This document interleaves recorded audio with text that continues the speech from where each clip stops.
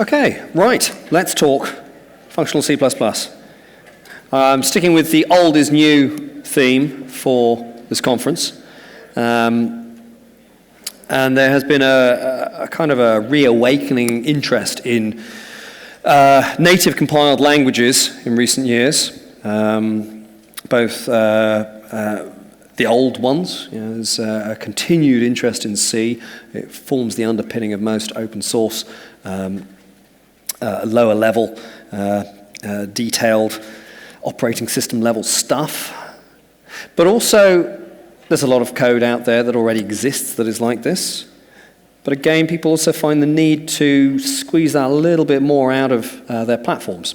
So sometimes when they want that control, they feel like taking control, in that sense, directly at the platform level. Unfortunately, most people actually haven't got a clue how to take control, so they're probably safer in higher level languages.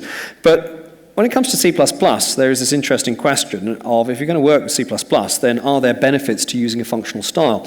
And I hope to put forward the idea that yes, there are, and there are some very specific things that we can do to simplify things, but also improve performance as well as improve, as it were, I guess there's two aspects of performance. Developer performance, the ability to reason through a piece of code, but also runtime performance.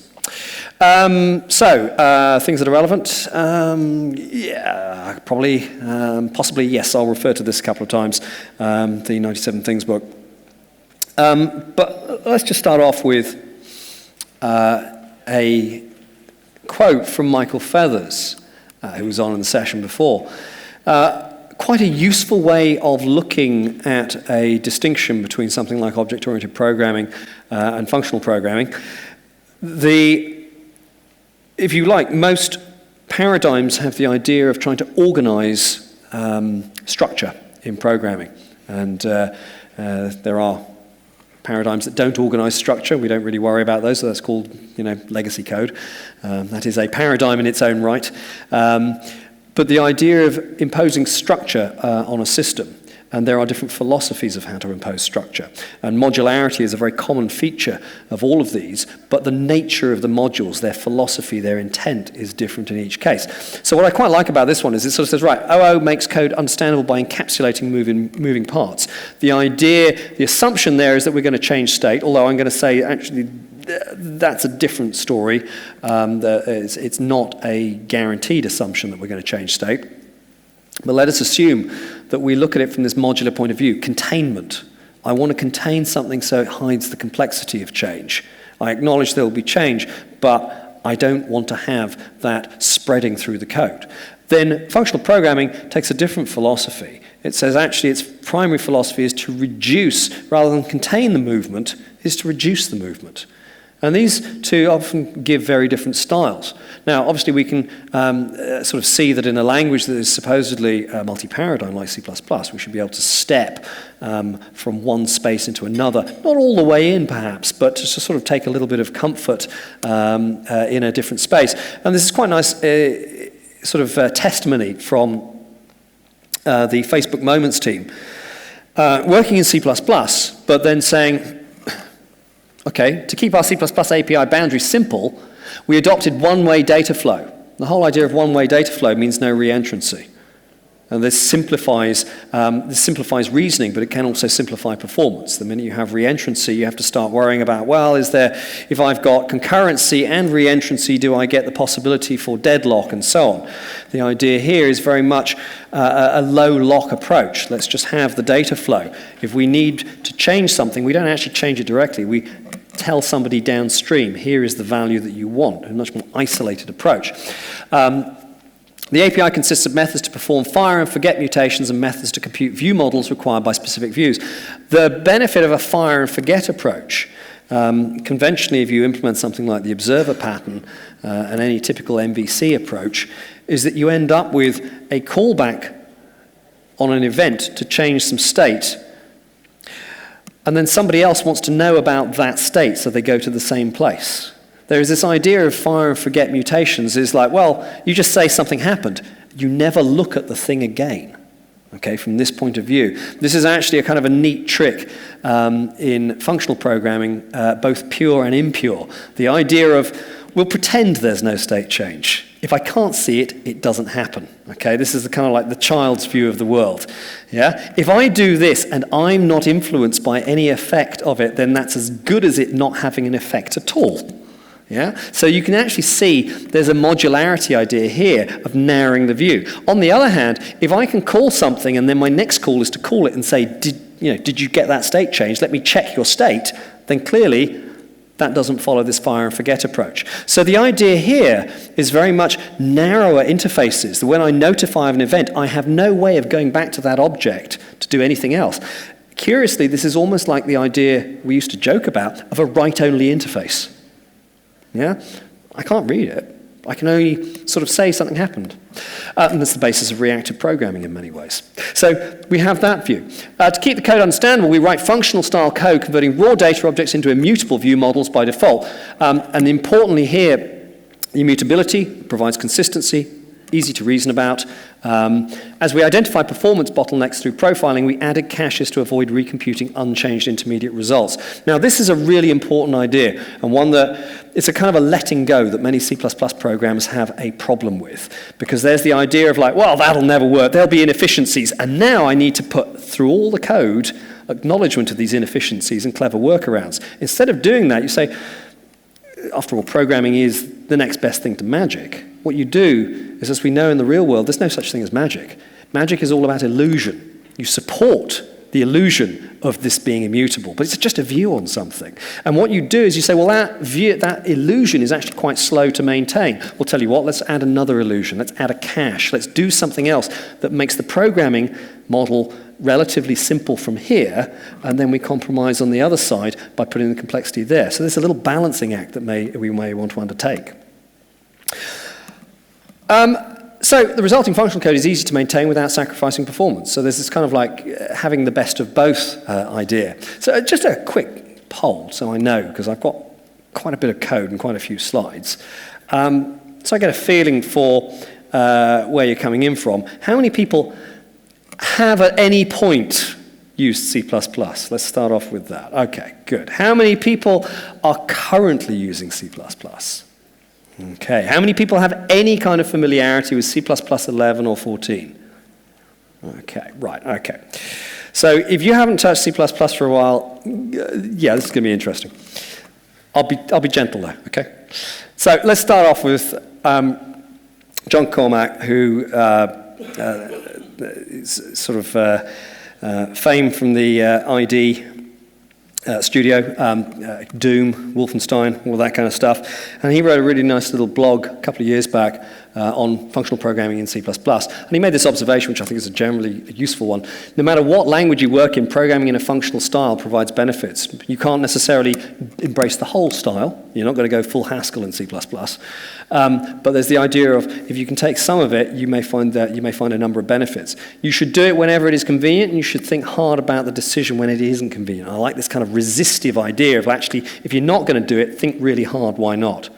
What is interesting, and sometimes people assume, well, maybe Java is a better language for doing this in. Actually, it isn't necessarily.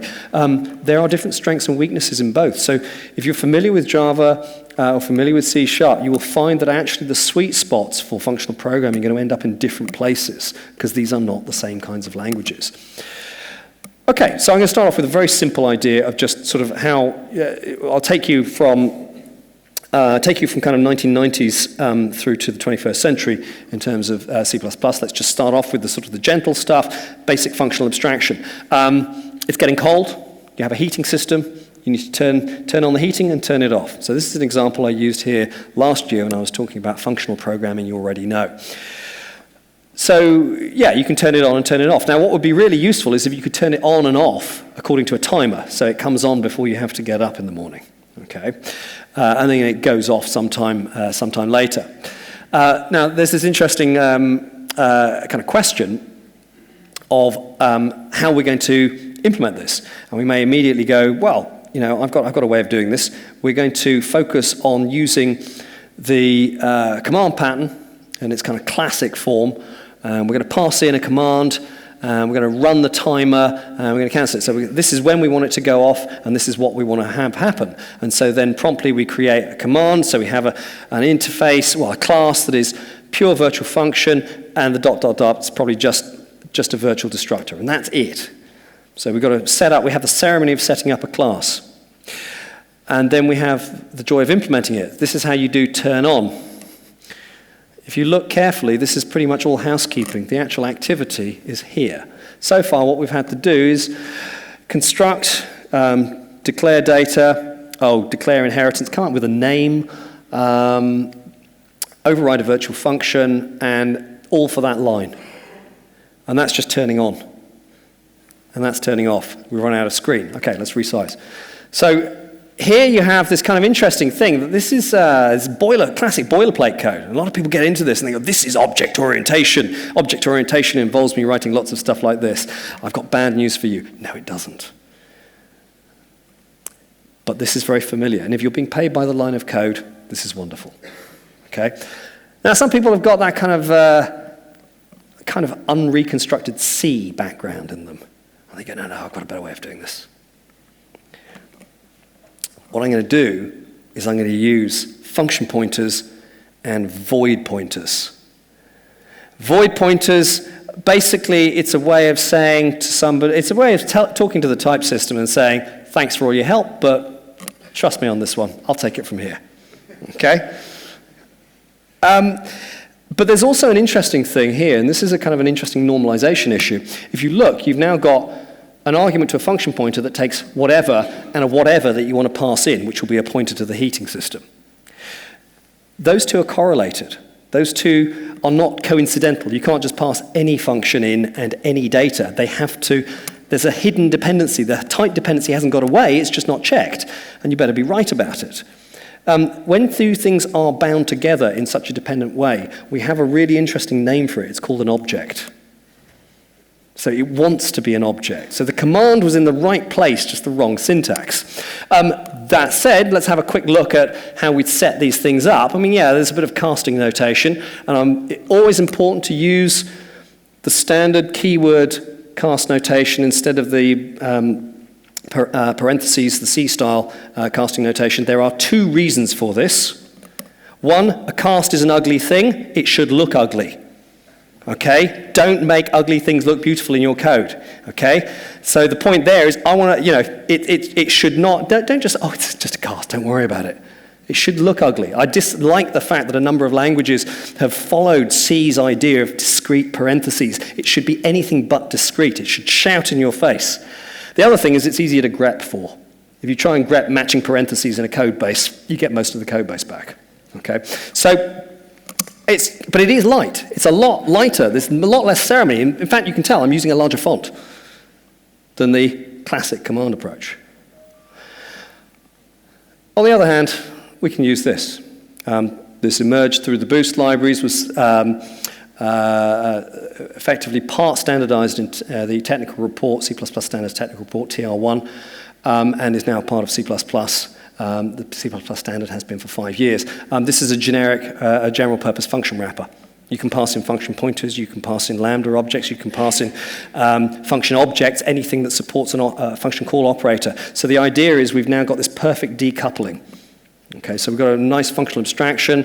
Actually setting the thing up is really easy. We can basically say, I want to bind, so this is partial application in C++.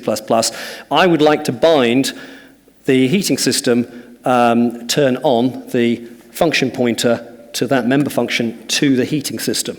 Okay, so basically it is a deferred call. So the binding creates a function object, and that's it. We're done. We don't have to define anything else. We already had everything there. Or we can go ahead and use lambdas, which is actually even shorter. And there we go. We just passed in a lambda. Here's a piece of code. I want you to do this. Now, a lot of people think, oh, great, I'm doing functional programming. I've got some really bad news for you. Lambdas are really old. They're also the first form of object-oriented programming that we encounter. Very important paper, William Cook's on Understanding Data Abstraction Revisited. He cites lambda calculus as 1941. It's actually 1932. So well done, C++ 11 for getting in on the act 79 years after lambdas were invented. Okay, programming like it's the 1930s. The idea of being able to pass a piece of code around as an object is not uniquely functional. Indeed, a number of languages have had it, notably Smalltalk 80, and even, in fact, things like Algol. Algol 60, one of C's precursors, allowed you to pass a block of code. Okay, so this idea is anything but new, and it's anything but unique, but clearly functional programming takes it further. Now, there is the joy of C++'s syntax. That is actually a legal piece of C++ code. That is a lambda that the capture clause captures context, it captures nothing, it takes no arguments, and does nothing. And that's how you execute it. So, so there's a certain joy to the, this is legal syntax. It's not just me wandering across the keyboard looking for matching parentheses. Okay, so we need to do something a little more serious here.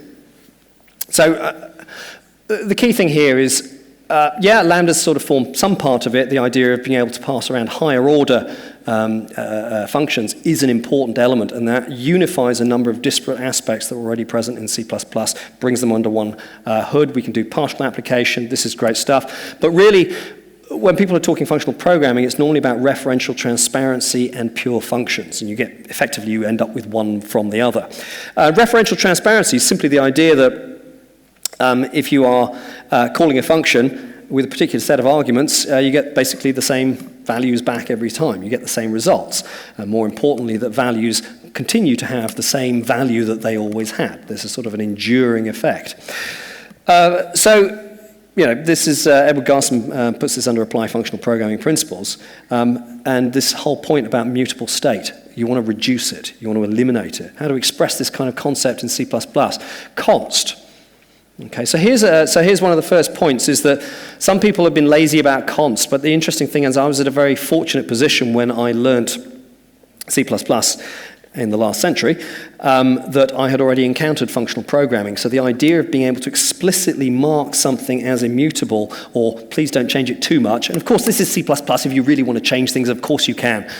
We know that. Any language that offers you memset in the library is ultimately going to say, if you're really trying, you can go for it. But you have to try. The idea here is that by default, I want the compiler on my side. That said, if we had our time again, it would be really nice if we were able to have the opposite semantic. I really think that the idea that in any programming language, the idea that your variables are modifiable by default is a bad move. I think you should ask for it. Yeah? By default, they should not be modifiable, and you request it specifically. But that said, we can also use const to qualify member functions on things and really say, no, this is going to be unchanging, or at least support the illusion of not changing. We also pass around things by reference to avoid any copying costs, and then we also have R-value references to optimize the cost of copying. That's a C++ 11 feature, and importantly, allows you to go around saying, you know what, I'm going to return this huge, great vector as a temporary value and not pay a copying cost. This is quite important. It allows you a much more streamlined approach. Because I see a lot of people sort of, when they're writing certain codes, I'm not going to return that as a value because it just makes the code, it could be really inefficient. Well, in many cases it wasn't anyway, but this absolutely makes sure of it. So the obvious aspects of supporting the illusion that the value you've just created is being moved around and is unchangeable is quite important. So let's pick on a little example that I sometimes use sometimes I use it for abstraction reasons, but I want to sort of just get a feel for what this would look like differently. If we have a date class that abstracts the standard day in the year, and I've defaulted the copy constructor and the copy assignment operator, it'll do the right thing, but I want to make sure that they're visible so we know what we're relying on. And there's a bunch of other stuff. I'm not going to worry about that. And then the ones that people normally expect: get year, get month, get day, year, month, set year, set month, set day, and month. And this is one of those things where people go into automatic. Okay? But let's be very clear. Just because you have a getter does not mean you have to have a setter. Some people think you do. I've actually seen a coding guideline that says for every data member that you have, you must have a corresponding getter and a setter.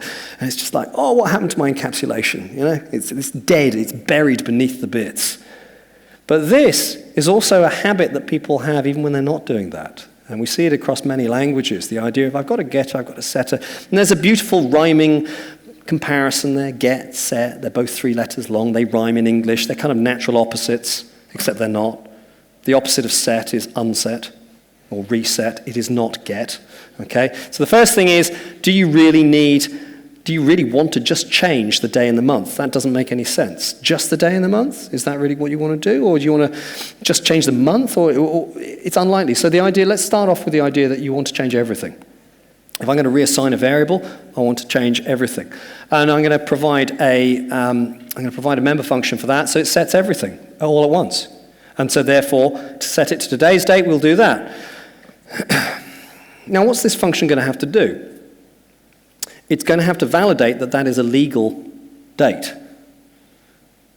which, funnily enough, is what the constructor already does. That has to validate it's already a legal date.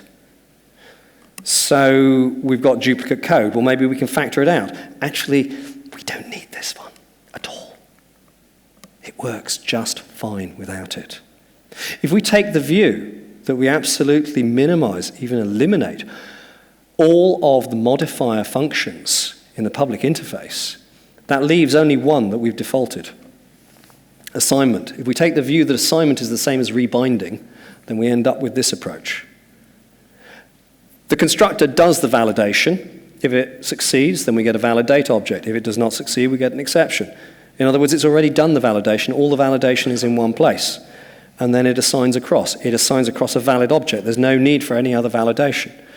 If you're ever concerned about any performance, this is probably an inline code. So therefore, we've already done it. We already had that capability available, but not many people were aware of it. C++11 allows me to mess about with the syntax a bit, which is quite nice. And there's that whole idea of like, well, this is already a solved problem.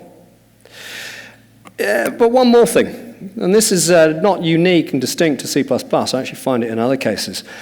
People have this terrible naming habit, get. I actually found an article I wrote in 1995 complaining about the fact that people use get. It's not a new phenomenon, but it is just as irritating as it was back in the mid-90s. You really don't need to get stuff. This is not object-oriented assembler. And importantly, if you're trying to think functionally, then don't use imperative names. Get is imperative. I'm astonished that people say, I'm doing functional programming. Why are you getting things? There is no get. It just is or is not, okay? In English, by default, get does not mean I'm asking you a question. It means I'm changing something. Okay? The default meaning of get is have huge, great side effect. It does not mean ask a question politely and make it const. That's not the meaning in English. Okay? If I get that and drop it on the floor, side effect. Okay? If I get money from a cash machine, huge, great side effect, and disappointingly on my bank account. If you get married, big side effect in your life, your fundamental state change, okay? These are not merely questions, they are not const functions, they are side effect inducing. This idea that get is a query is a sort of an assembler-like anomaly that we've let creep into our naming conventions. We don't need it. Just so, what's interesting there is I've made this both simultaneously more object-oriented and more functional, which is pretty good, just by eliminating 3 letters. Okay, now, sometimes people say, well, that thing you said, where you said I wouldn't want to change just the year or something like that, well, maybe I do. Okay, well, how do we normally do this? How do we do this with fundamental types? Well, we do this by returning a modified value. If I take 5 and I add 2, I do not change 5, I return 7. So therefore, what we're going to do is we're going to say this is like a projection. I'm going to take the current date, but with the year changed, then I will return a new date. And we can write it like that, or we can just say, actually, I don't need to if it ends up being the same year, then it's the identity operation, so I'll skip the construction step, and I'll do that. The point here is that this kind of like builder-style notation is both better object orientation and fits with the functional paradigm. So I'm arguing for the fact that sometimes people have ended up in a very strange object-oriented territory, which is why it seems such a great distance to do functional programming. I'd argue this, in fact, I used to argue that this kind of approach was always a good idea from an OO point of view. And obviously we can extend it. Right, now this is fine. This is all good, but there is a big question here. It's not so much a question about books, it's a question about containers. Because, little things like dates and other small value types is fine, but what about containers? If I've got 1 million elements of something, can I just copy that around? And we might be a little reluctant to just say, well, yeah, this whole vector with the fifth one changed. Huge, great copying in memory and allocation cost. Okay, so let's address that. First of all, let us imagine a hypothetical library, the FTL rather than the STL. As opposed to faster than light, it's the functional template library. What would that look like? Okay. Well, it would look fairly familiar and similar. We'd have iterators, we'd have the ability to go from the beginning of something to the end of something. But actually, I'm going to say the only modifier we're going to have is the assignment, the rebinding. That's it. Everything else is pure query. So how's that going to work? Well, first of all, let us have a go at some of the types that are more obviously unchangeable. Let us imagine that we have an immutable set. And if the set is immutable, that basically means we can initialize it, set up the set with all of these values. During the constructor is the only time that anything is going to change, because officially the object does not yet exist until the end of the constructor. So at that point, you're going to do something. You're going to create the data representation. Because it's an immutable set, there's a number of nice properties here. You can sort it, and you don't need a ridiculous tree structure. You can have a structure that has high locality. You don't need to worry about hashing. You can have a structure that has high locality, because you're never going to change it. So therefore, you can use an array. This is nice.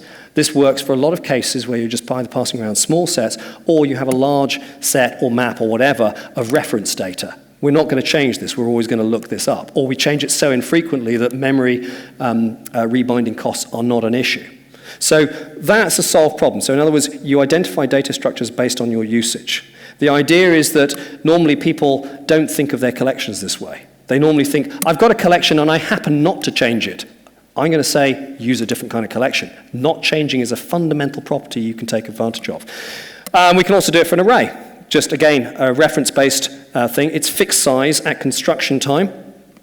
And we're able to do that. And it's got all the usual operators, and everything is clearly const qualified, which is one of the reasons I wish that everything were const by default. It saves a bit of noise in the code. But there's that idea. Very, very simple idea. Right, so I've sort of solved the problem, because if you think carefully, if we're all sharing the representation of something, then if I copy it around, I don't actually need to copy it, do I? We can just share the same underlying representation. Because there's nothing you can do to your copy that makes my copy any different. In other words, they share the same underlying. That's brilliant, but it doesn't deal with change. For that, we need to deal with persistent data structures. And it's not persistent as in database. They're called persistent data structures because their previous state persists to whoever's looking at them. So I'll give you a very simple example here. Let's actually go and look at something like a vector. What would that look like? The vector here has same operations as the array, but it's also got pop front, pop back. These can be done in constant time. And it's a very simple illusion, what we're going to do, and I'll come to that in a moment. But if you look at those functions, they return a new vector. You don't pop front and actually change the state of the vector you're looking at. You get a new vector back. But one point about that, I don't want to confuse the naming with the standard, the STL ones, which clearly have a different effect. In other words, they have an effect. But there's another thing. It goes back to this idea of not using imperative naming. I need a more sort of noun phrase or adjectival phrase. Popped front. What does this look like when the front is popped? Yeah? Show me the popped front version of this vector. Okay, so how does that work? We've got this underlying representation, a shared array, and then we've got this range described here. What we're going to do is just sneak in like this. So let's imagine that's the representation in memory. I've got one vector pointing at it. I've got another vector pointing at it. That's a cheap assignment. It's just a pointer assignment. There's no actual copying involved. So already we're ahead of the standard. Okay, this is already cheaper. And then we're going to say, you know what? I'd like the popped front version of that. Boom, that's it. No copying involved again. You just move one down. The same for popped back. So in other words, as long as these are the only operations, and the STL classically is defined in terms of the operations that you want, this is really cheap. Pushing, not so much. How are we going to do pushing? Pushing, different view. Need a different structure. Let's use a linked structure. Singly linked is fine. A, B, again, same issue, same simplicity and same cost in terms of copying. The popped version is easy, and the pushed one is also easy. And this is the clever bit about persistent data structures. The clever bit about persistent data structures is not just that you can exclude stuff and it costs nothing, it's that you can add stuff.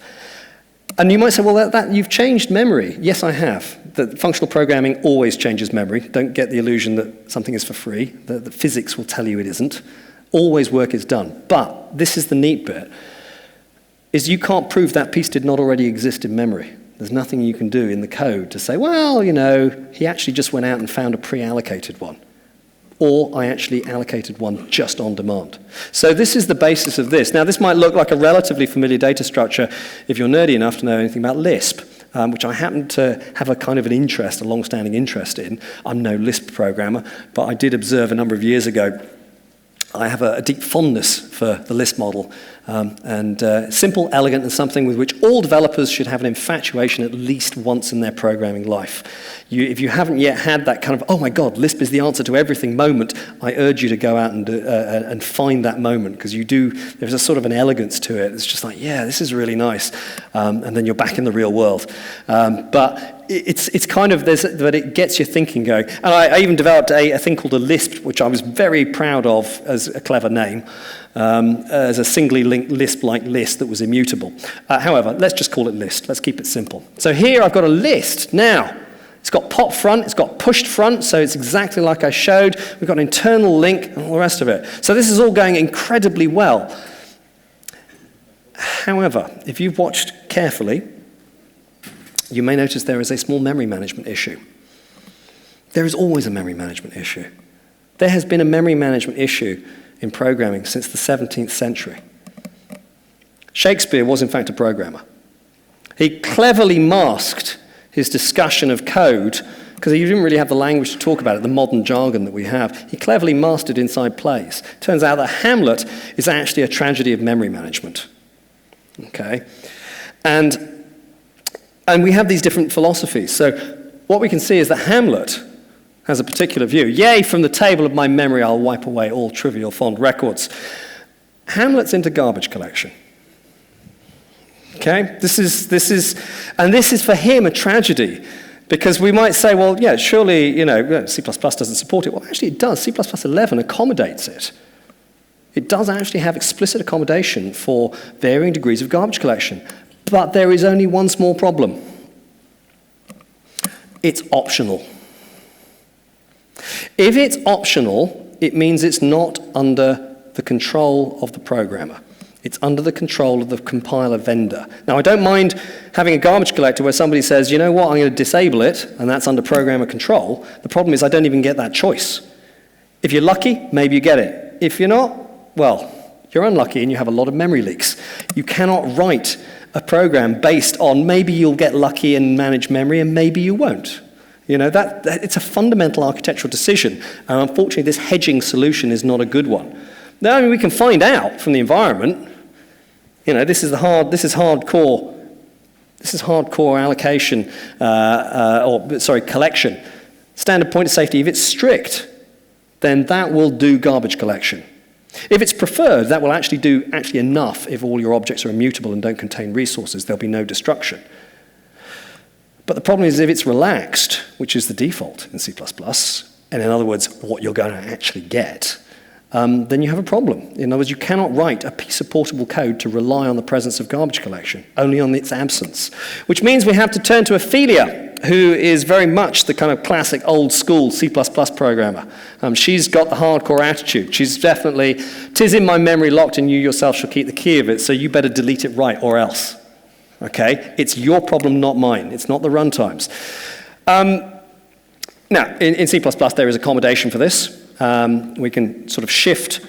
We can shift from using a raw pointer to a shared pointer. We have to keep in mind that by default, shared pointer assumes it's a single object rather than an array. So we can deal with that, and that's fine.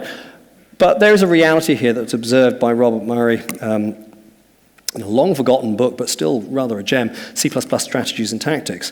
There is this idea that the code complexity increases. Certainly if you have to write your own use counter class, standard has a shared pointer, which is great, but he makes this other point.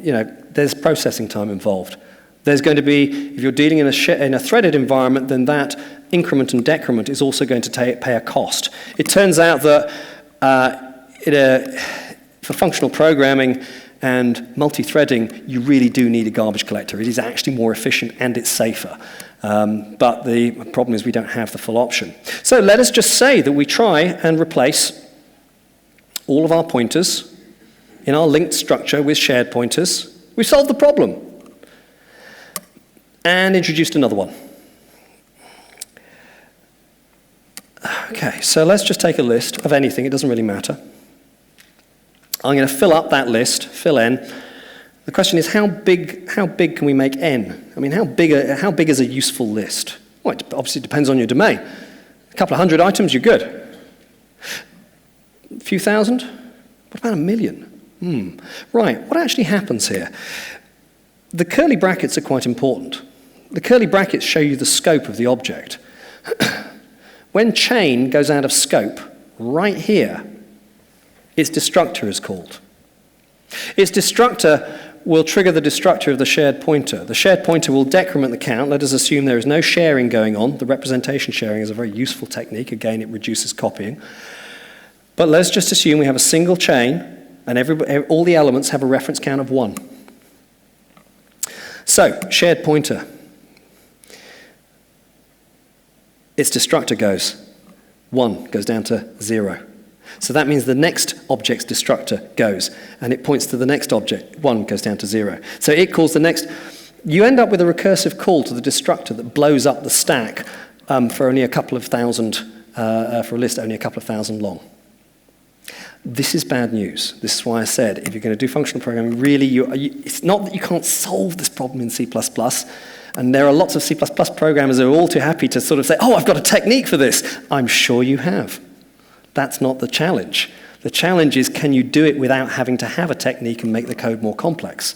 That, unfortunately, is a bit of an annoyance here, is that it stands in our way. We have to account for it explicitly and work around it, and we can accidentally walk into it. So persistent data structures are the answer, but you may find you have to do a little more work in them than in other cases. But one of the reasons people are also interested in functional programming in C++ is particularly the presence of threading and the management of threading. And so John Cormack, again, makes this observation, and this is just a general observation, and again, on its own is enough to justify a more disciplined model of state. A large fraction of the flaws in software development are due to programmers not fully understanding all the possible states their code may execute in. So therefore, if you have fewer states and less state change, it's a trivial observation. If most bugs come from state changes, then if you have fewer state changes, you will therefore have fewer bugs. That's actually the part of the premise of functional programming. But as he says, it's an amplifier. You throw threads at this, and you amplify any misunderstanding or uncertainty you had. Okay? As he says, almost to the point of panic, if you are paying attention. So how does this come about? Well, what is the problem of concurrency? As this tweet observes, take me down to concurrency city where green pretty is grass the girls and are. It's race conditions. Now, why did we end up with this kind of stuff? And it turns out that it's not so much a case of that this will be locked in your memory. It's more a case of there is something locked in your memory. There is an assumption, and you may not know you have it. And it is partly to do with education, and it is partly to do, as in your background, and the APIs and languages you've used in the past. Unless you have only gone through the functional path, you will have very particular assumptions about things. So a few years ago, a couple of times running workshops, I used this kind of simple word association game. And so word association, as in I say a word, the first thing that comes into your head. So snow, white, up, down. Yeah? So basically what you're trying to do is get past people's normal filters. So I did this. I said concurrency, everybody in the room said threads. Even the guys in the room who got me in there to talk about non-threading approaches. Because it's in there, it's an assumption. That means threads, because that's the raw ingredient. I said threads, they said locks or synchronization. This is one of the things I love. It's like, why are you using threading? Oh, we want things to go faster. Okay, so why are you using locks? Locks are the anti-thread. The whole point of a lock is to eliminate concurrency. If your goal is to have concurrency, then a lock is exactly the opposite. And this becomes a question of a bottleneck, a classic bottleneck. Indeed, there was this lovely observation by David Butenhoff that perhaps we shouldn't have called them mutexes after all. He said, you know what, it sounds too innocent, it sounds too technical, we should have called them bottlenecks. Because then programmers would have to talk to each other, you know, I'm just going to add a bottleneck in my code. And they'd realize as they said it how stupid that sounded. So there is this question that these are clearly antagonistic. So how did we get here? Well, a few years ago I found myself drawing up to clarify to people what was going on a simple quadrant diagram.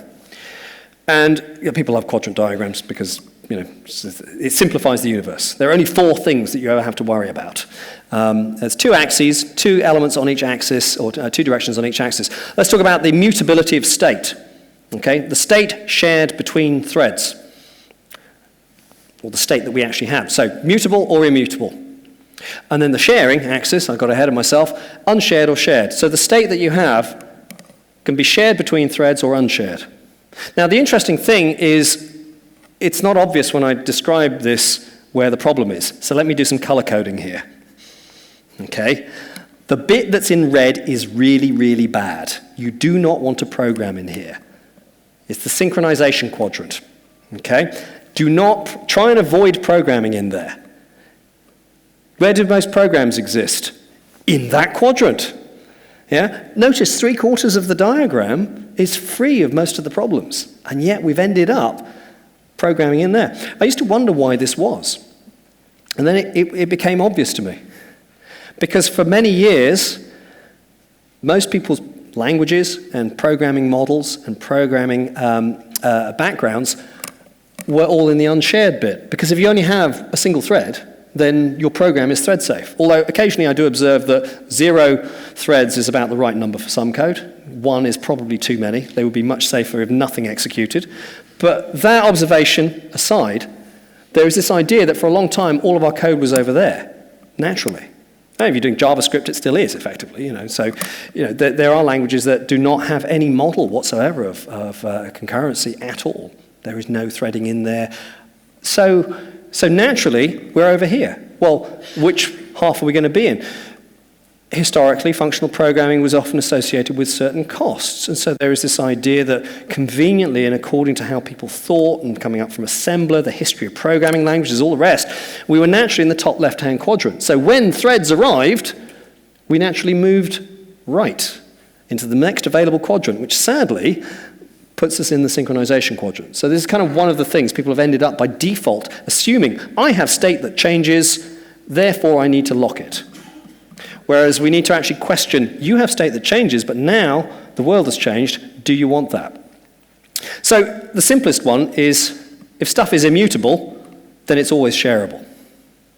If you cannot guarantee or sustain immutability, then you want isolation, don't share it. In other words, if I have state that a thread owns and associates with, but it never passes it beyond the scope of that thread, then it's perfectly safe to change it because nobody outside can see it. And that's nice and easy. Alternatively, I have a concept of strict ownership. Here is an object, it is mutable, this thread has it, and it's going to pass it to that thread and release any claim to it whatsoever. So therefore, we have an object that will only ever be accessed by one thread at a time. Okay? And we may go via a locking system, but the idea is that when we're saying we're trying to eliminate locks, is we're trying to eliminate visible locks in the code base, in the application base. You want to use other primitives, some of which may actually be lock-free, but that contain these locking mechanisms to achieve isolation. Now, what is the simplest kind of code to work with? Well, sequential. What we would like is for our code to be sequential. Now, this sounds at odds with the idea of, yes, but I want concurrency. The thing is, you're very good with working out bits of sequential code. The problem is when you get 2 bits of sequential code interfering with each other synchronously.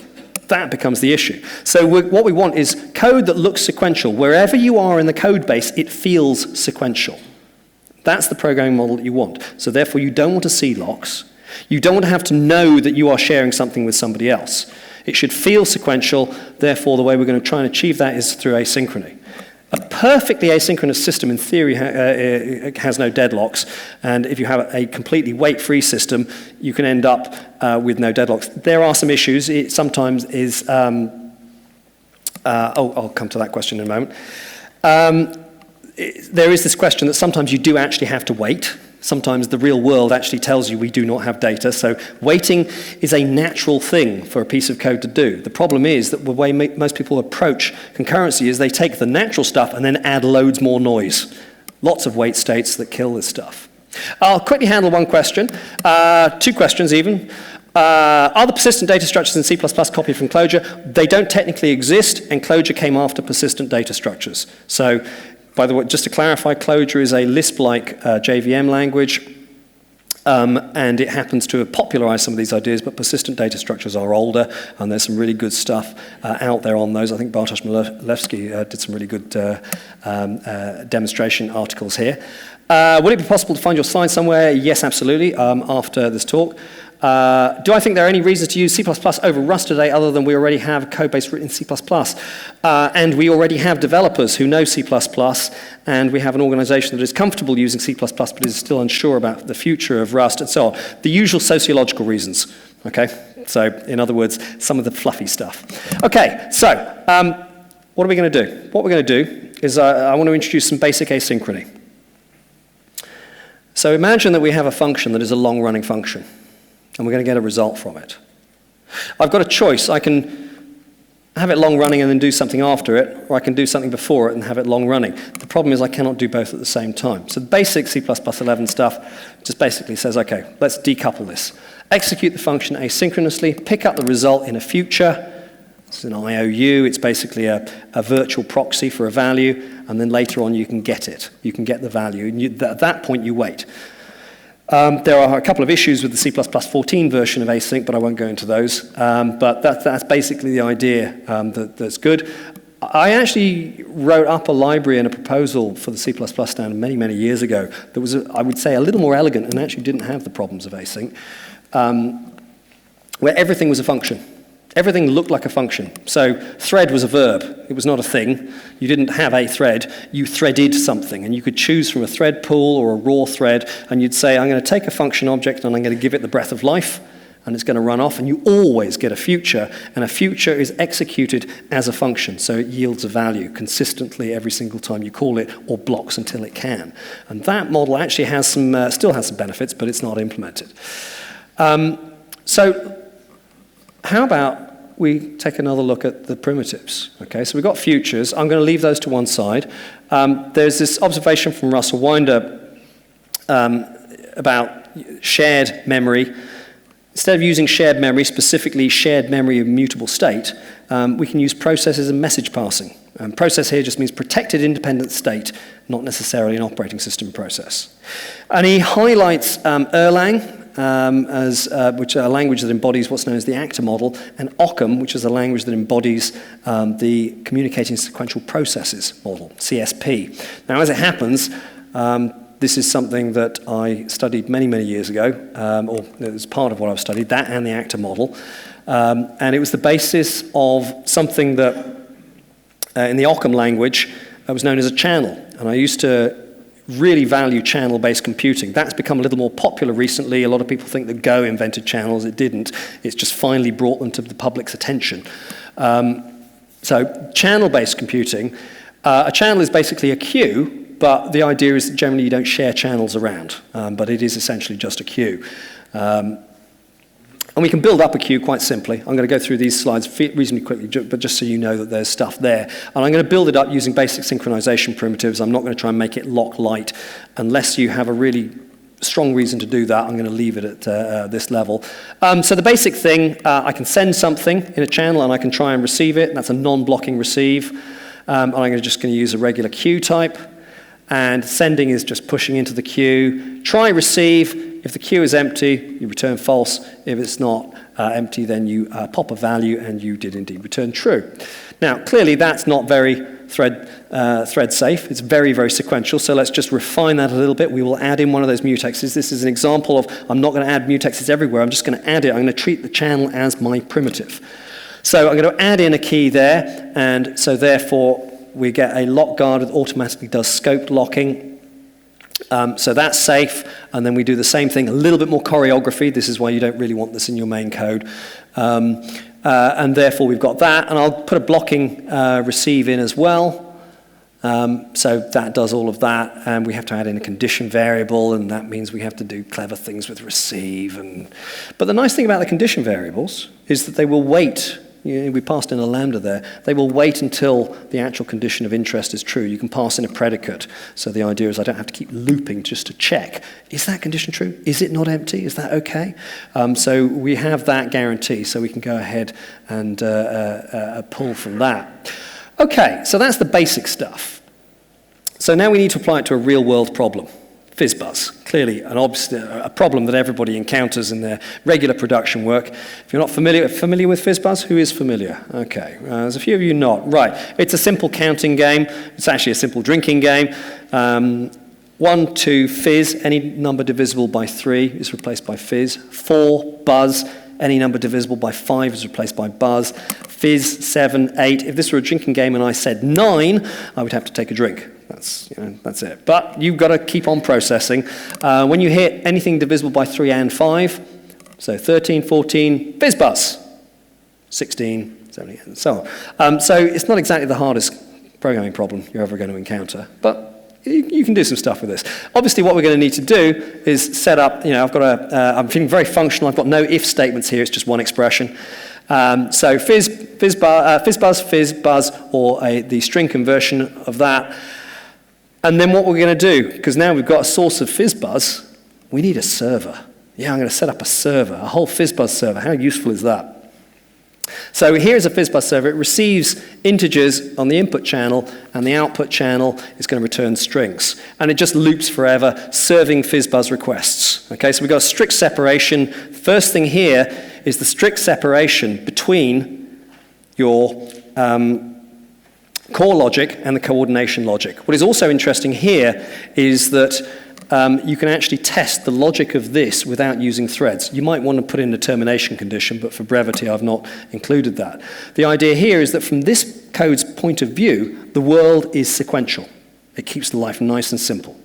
Okay, so we've got that, and that's kind of easy. I can fill up a channel and then just check what the results were afterwards. I don't necessarily need threading.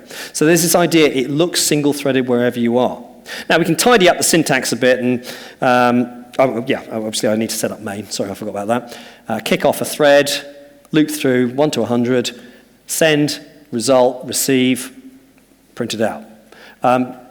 Tidy up the notation. We can use a bit of streaming.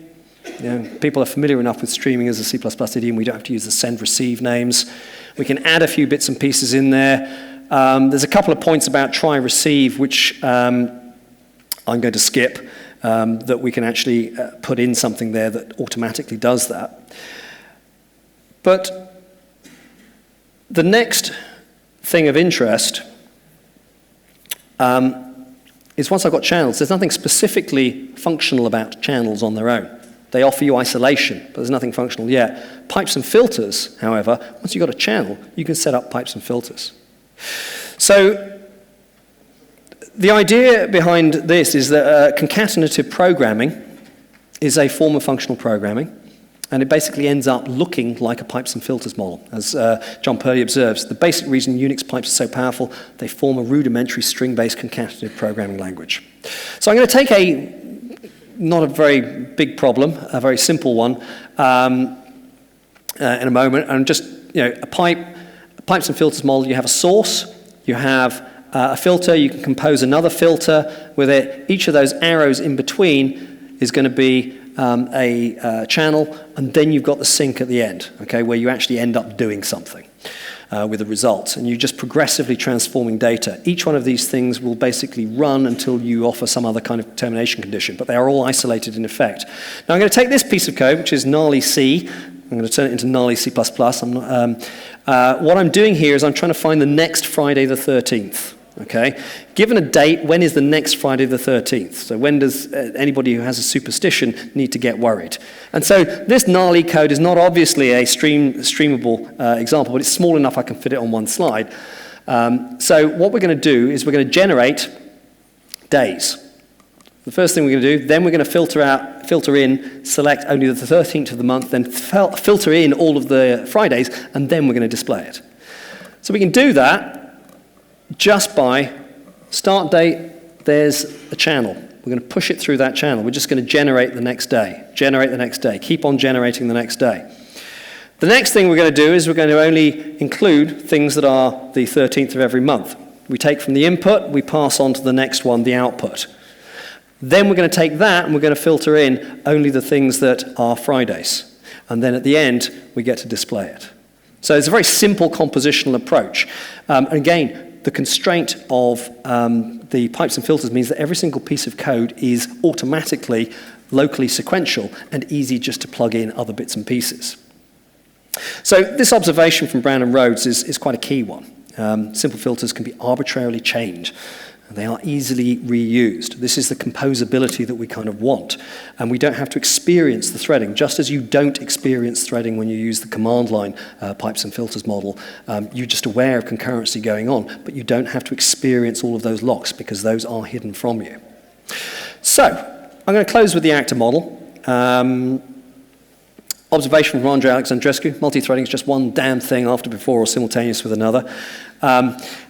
One of my favorite observations about that, actor-based concurrency is rather boring. It's just one damn message after another. It is a function-based approach. It is the idea of being able to take a message, take a message, take a message, and again, everything feels sequential where you are. You are just receiving and responding, but you never see a lock. So to contrast this, let's imagine monitor objects, the kind of standard approach people do. Let's imagine a phone book. We're going to provide an interface you can update. It's an upsert. Provide a name and a phone number. You can drop an entry in the phone book, and you can also ask, I'm using the C++ 17 optional type there, you can also ask for the name. Look up this name, and it either returns the corresponding number, or it returns an empty optional if it's not present. Okay, we've got a key, we've got entries, and then we go through and we build up, and we have the standard lock-based approach. Lock and lock, and yeah, all there, good, right. So that kind of works, but it forces everybody to block all of the time whenever they're waiting. And there are reasons that you might actually want to do this. There's another approach, but I'm going to skip that walkthrough. There is another approach known as active objects, but for reasons of time, I'm going to leave that out, okay, because the code is a little bit complex, and I want to keep life simple, so I want to cut to the actors. Sometimes, the only reason that slide is there for active objects is that sometimes people confuse active objects with actors. They are actually different programming models. So the actor model, what is the actor model? The actor model, quite simply, is based on a function. I'm going to have a phone book, and it's going to take a channel of any, which is a variant type that takes any value whatsoever. I'm going to be able to pass it messages, an entry that has a name and a number, no entry that has a name, and a find that takes a name and also takes a response channel. In other words, the value comes back. You're basically saying, I'm going to send you this request, I'd like something back, please.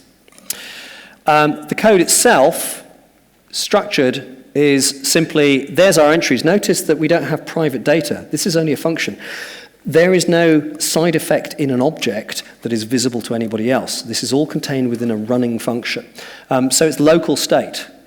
We take a request, then we check it. Is this an update? If this is an entry, then we update it. If it's a no entry, then we do a drop. Otherwise, it's a lookup, it's a find, and depending on what we find, if it's there, then we return an entry. If it's not there, we return no entry. Yes, I've recycled the messages, but what we're doing is we're sending back the results. So there is this very simple idea that we now have a channel of communication. And this, I tested this code single-threaded, then I tested it multi-threaded. And it allows you to do that very, very easily. So what we've got here is a very different way of looking at something that may already be kind of familiar. And I'll just show you that in action before we close. I'm going to set up a directory, a channel for that. I'm going to run the thread, phone book. That's the function. I'm going to run that. Then I've got another thread that is going to send in requests. And we're going to send, that's what it looks like in call. I'm going to send to the directory, please find me Thomas Anderson. And we're going to declare a variable unfound. I want to show you that when we're not, it's a new directory, or it's a new phone book, so that it's not going to be there. we respond unfound. That'll be no entry. There is no entry for Thomas Anderson. Then in directory, we've got another thread. We add in update Thomas Anderson, phone number 1. Now if we go and find Thomas Anderson in this other thread, we will end up with the result being found. That's great.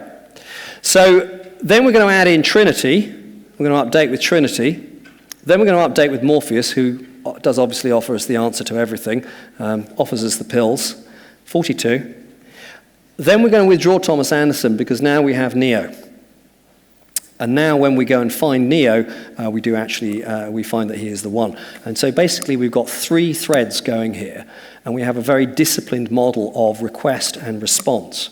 And this kind of structure is relatively easy to create, just using the light amount of code that I've explored here. Okay, so it's time for me to wrap up, as opposed to just overrun. Managed to get through most of the things, and hopefully there is a kind of a sense here of what is known as ostranenie in the arts community, but also is quite obviously a Russian word. It's used specifically to refer to the idea of defamiliarization, the artistic technique of presenting to audiences common things in an unfamiliar or strange way in order to enhance perception of the familiar. The idea here is that C++ has this kind of quality when you look at it from a very different point of view. There is a particularly imperative classic view of C++ that people have taken without necessarily questioning what the language can actually offer, and that there is a greater simplicity to be found, particularly in the modern C++.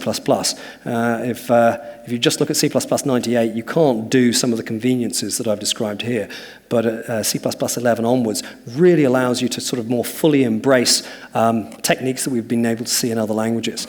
I hope that has been of interest and of use, and I'm going to be around for a coffee to answer questions. Thank you very much.